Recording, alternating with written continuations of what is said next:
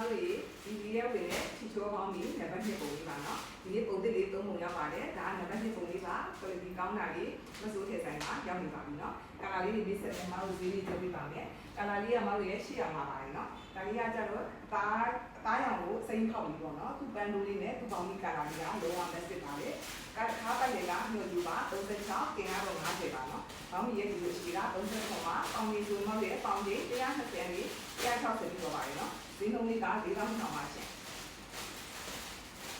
အဲဒီကအနည်းအောင်စုလေးက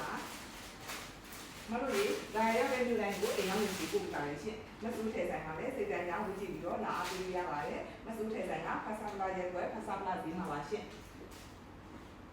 ဒါရီဒါရီကတော့နေရာချင်းလိုက်ဖက်တဲ့သူစုရောင်လေးပါနော်ဒါရီကတော့ပန်းမိကက်ရောင်လေးပါသူကလာလေးတွေကနေရာချင်းလိုက်ဖက်ပြီးတော့မျက်စိအေးပါတယ်နော်ဒီပန်းမိကက်ရောင်လေးဆိုတဲ့အားလာပါတယ်မကောက်ဘူးလေဒီရောင်လေးကချစ်စရာလေးဒါရီကတော့အုပ်စုရောင်လေးပါနောက်ဒီဈေးနှုန်းလေးက4000ထောင်ပေါင်လေးဆိုရင်ပေါင်လေး120အန်လေး160ထိပေးရပါတယ်